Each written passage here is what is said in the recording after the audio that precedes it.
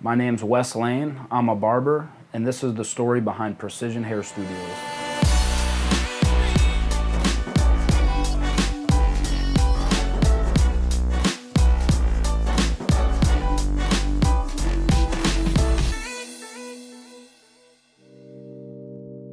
I was actually a troubled teen. I never made it all the way through school. I actually dropped out at the 9th grade. Didn't really have too much of a family structure at home. My dad was a single father, so we spent a lot of our time outside with friends. So that, that always escalated into getting into some trouble, and so I ended up quickly establishing like an addiction for pills. It caused me to do things, from burglaries to even grand theft auto, just to be able to go, late at night to get, what I wanted. I had a pretty bad drug addiction. I had two overdoses. Both of them were pretty bad. One was almost fatal.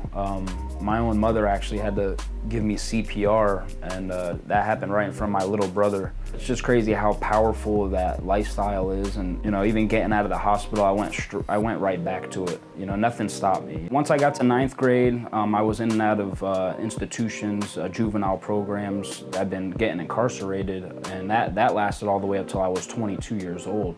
I knew I had to make changes, but it's just so hard to get out of the atmosphere and away from the environment of that kind of fast life. What really helped me would be the birth of my daughter. 10 months into her being born, I got arrested and I went away for 18 months. That was the turning point in my life though. I did the treatment, I took it pretty serious. Being where I was and being away from everybody, I was able to collect a lot of my thoughts and change my life. And I got my mind together. I started picking up books. I think that was an important thing on personal development. How can I, develop myself into being a better person, a better father? So I went back to school, I got my GED. I was dedicated to change my life.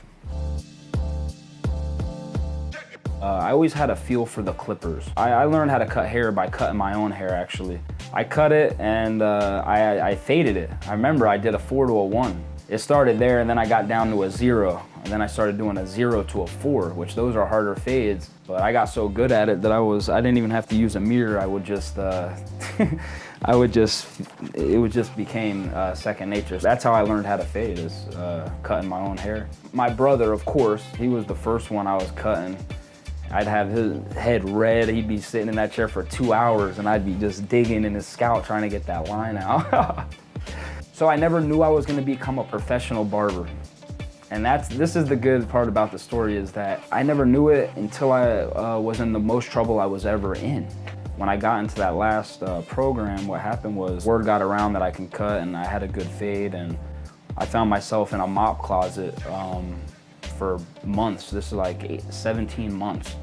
I was cutting hair the whole time I was in there. I was cutting a lot of the people in the program. And when I got out, I had some clientele that was still, when they were getting out, they were coming to me. I was still cutting at home. I was cutting in my dining room. One day, me and my brother were walking by AIB, which is the barber school that I graduated from. And he's like, "Hey bro, you should go in there and check that out."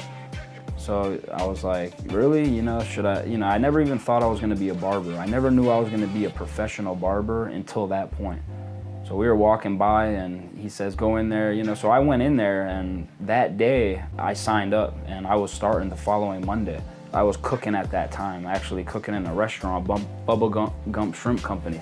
Working 8-hour days, and then I was going to school at night. I got a house, me and a roommate, that had a garage, and I got the garage and I knew exactly what I was gonna do with it, and I created the chop shop. So I made it look real good. It was just a garage, but I took pride in it. I felt confident in there. I was getting new people. The results I was getting from at my house, just cutting people in my dining room and having the one-on-one with them, they really liked it. And Precision Hair Studios is pretty much a replica of what I was doing in my garage, showing others what I was doing to create success. Everybody can create their own atmosphere in their studio. We like to take our time and focus on the clients. We like to give people our undivided attention and treat them more important than just a number. There's no 15, 20-minute haircut. That's what was important to me. I take it pretty serious, and I think people can tell, and they know that. They can sense the passion behind it. Like I say, it's a sport, it's an art, it's a culture, and it's a craft. It's a craft, and I take my craft pretty serious. I love it. I'm just very appreciative and grateful to be here. I could have been dead, or I could have been in prison. I'm nobody special. I'm just an ordinary guy. I still cut people to this day that were in the institution in the mop closet, and they're still here to this day supporting me. You don't understand how much I do appreciate my fans, friends, clients, and people that are been part of the journey and who are gonna continue to be part of the journey, because we got a long way to go, and Precision Hair Studios is gonna be something to impact the community and people all around. I like the feeling people get from me cutting their hair. The better I can cut hair, the better people feel. The feeling people get from the results of my work is what I'm really passionate about.